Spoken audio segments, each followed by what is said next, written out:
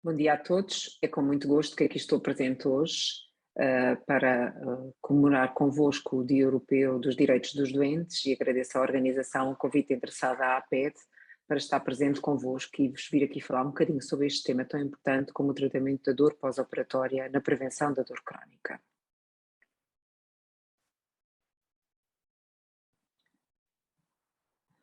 Então, o que é a dor? A dor é uma experiência sensorial e emocional desagradável associada ou semelhante associada a danos reais ou potenciais nos tecidos. No fundo, esta definição tenta englobar todos os tipos de dor conhecida, seja ela aguda, seja crónica, independentemente da causa ou daquilo que está em base para o seu surgimento. Então, o que é a dor aguda? A dor aguda mais não é do que uma resposta a uma lesão ou a um dano do tecido, e isto pode acontecer por variedíssimas situações, seja uma fratura, uma queimadura, uma doença aguda, uma cólica renal, uma apendicite ou mesmo uma cirurgia. Esta dor não dura geralmente mais tempo do que é o necessário para que ocorra a cura normal e, como tal, é definida como tendo uma duração inferior a 3 meses. Então, qual é o impacto da dor aguda não controlada? O impacto da dor aguda não controlada surge a vários níveis, do ponto de vista clínico, do ponto de vista do doente e do ponto de vista administrativo, tentando um bocadinho separar, do ponto de vista clínico, o que é que ela vai provocar. No fundo, vai provocar uma série de complicações e uma série de situações que, em última análise, podem aumentar a mortalidade do doente e o risco de mortalidade do doente e ter um mau resultado daquilo que pretendemos em relação ao que estamos a tratar. Ela provoca, pela libertação de substâncias e pela reação que provoca no organismo, um atraso na cicatrização dos tecidos, seja eles quais forem, e um atraso e mesmo uma falência das junções anatómicas. O que é que são as junções anatómicas? Imaginem, sempre que há uma fratura tem que voltar a haver uma junção dos ossos, ou quando há uma cirurgia e nós fazemos um corte dos tecidos, dos vasos, inclusivamente até do intestino, temos que voltar a juntar anatomicamente todas estas, no fundo, estas estruturas, e tem que haver aqui um processo de cicatrização e que muitas vezes a dor aguda não controlada promove que esta cicatrização não seja tão boa. Por outro lado, do ponto de vista cardíaco e pulmonar, surgem complicações relacionadas com as alterações da função cardíaca, de aumento da frequência cardíaca, portanto, sentir o coração muito a bater, complicações pulmonares, inclusivamente com pneumonias, porque o doente, por causa da dor, não consegue fazer uma expansão pulmonar tão boa, pode aumentar o risco para a trombose, pela imobilidade, por todas as substâncias que são libertadas e, no fundo, o resultado clínico em relação à situação que levou àquela dor aguda, quando ela não é controlada, é pior do que se ela fosse controlada. Então, e do ponto de vista da perspectiva do doente? Do ponto de vista do doente, provoca medo e ansiedade.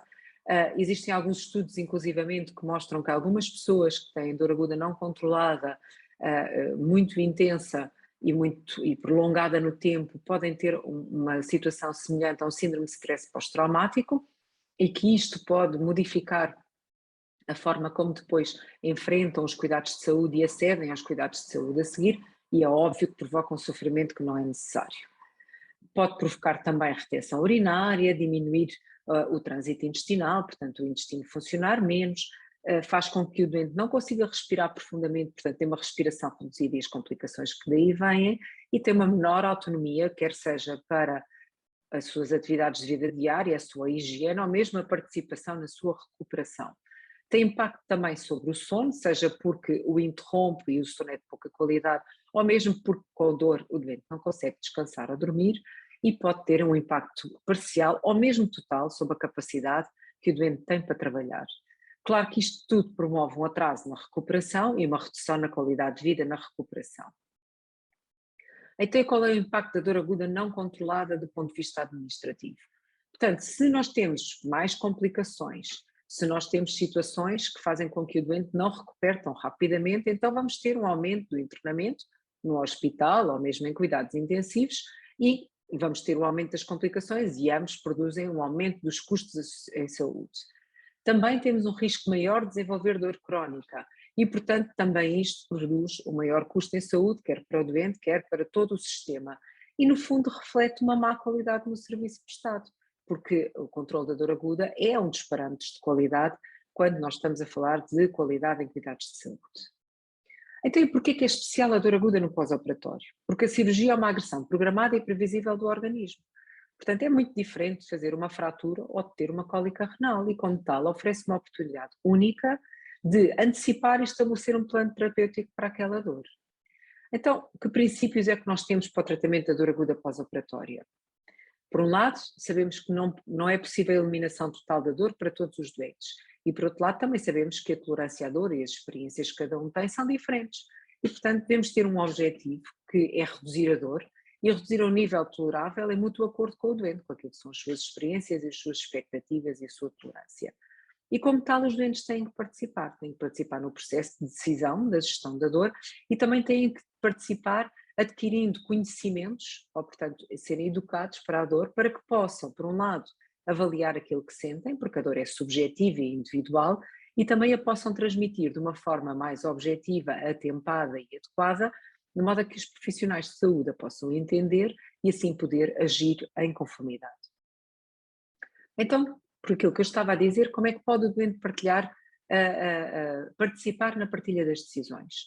Por um lado, deve informar os profissionais de saúde que o estão a cuidar para aquela cirurgia sobre antecedentes médicos e cirúrgicos que têm, nomeadamente antecedentes de outras doenças e cirúrgicos, que experiências cirúrgicas prévias teve e como é que elas decorreram, que cirurgia já fez, como é que foi o pós-operatório, como é que foi a dor, como é que ela foi controlada, como é que se sentiram que foi controlada, que tipo de complicações possam ter surgido ou não, ou o que é que correu bem. Por outro lado, também partilhar problemas atuais, nomeadamente se têm dor crónica, as pessoas que têm dor crónica têm maior probabilidade de ter dificuldades no controle da dor aguda pós-cirúrgica e isto deve ser partilhado. Que tratamentos fazem de medicações, sejam elas medicações para várias doenças, sejam elas inclusivamente medicações para a dor, se forem doentes de dor crónica, porque isto vai ter impacto sobre as decisões que se vão ter em relação ao tratamento posteriormente, da dor aguda pós-cirúrgica, e também que experiências é que já tiveram com vários medicamentos. Quase todas as pessoas já tiveram alguma experiência com medicamentos para a dor e que, portanto, tiveram ou um alívio da dor que foi bom, ou que não tiveram efeito, ou que tiveram alguns efeitos secundários, nomeadamente enjoos ou mal-estar, entre outros, e que deve ser partilhado essas informações com os profissionais de saúde, ou inclusivamente alergias que possam ter a alguns medicamentos, para que isso possa ser incluído no plano terapêutico. Depois devem discutir com a equipa cirúrgica, com o cirurgião, com o anestesista, com o enfermeiro, com o fisioterapeuta, portanto com a equipa toda que com eles vai trabalhar, para aquele procedimento o que é expectável ter de dor. Que tipo de dor é que é expectável ter, quando é que ela vai surgir, que intensidade ter, que duração vai ter, se ela está relacionada ou não com algum posicionamento ou alguma situação com a marcha ou com alguma situação clínica que o doente possa participar e ajudar a controlar, e esclarecer sobre o plano terapêutico que se pretende para o doente, se envolve só medicamentos endovenosos, medicamentos orais, se envolve um plano terapêutico que inclui bloqueios nervosos ou catéteres, ou um plano terapêutico que se relaciona com a fisioterapia. E, portanto, tudo isto deve ser discutido com a equipa. E depois há que questionar alguns pormenores, como por exemplo, estabelecemos um plano A para o tratamento da dor, mas se este plano falir ou não for suficiente, há um plano B e qual é? Em que medida é que eu sou chamada a participar? Vai haver algum medicamento, chamemos de resgate, caso não seja suficiente aquilo que me foi prescrito? Posso pedir algum medicamento extra? Quem é que vai monitorizar a minha dor? Vão ser enfermeiros? Vai haver médicos? Ou há algum responsável pelo plano de tratamento que o possa alterar se for necessário, para no fundo o doente saber e ficar tranquilo que aquele plano terapêutico pode ser ajustado ao longo do tempo? Então, isto no hospital. E depois da alta? Depois da alta, que tipo de tratamento é que eu vou ter que fazer? Em que medida é que eu vou ter que participar? O que é que vai ser necessário da minha parte? Se houver alguma situação que eu não esteja a conseguir controlar, seja ao nível da dor, seja ao nível de efeitos secundários ou eventualmente alergias, quem é que eu posso contactar depois da alta? Portanto, estas questões são importantes de partilhar com a equipa. E depois agir, no fundo, a seguir temos que aplicar tudo isto.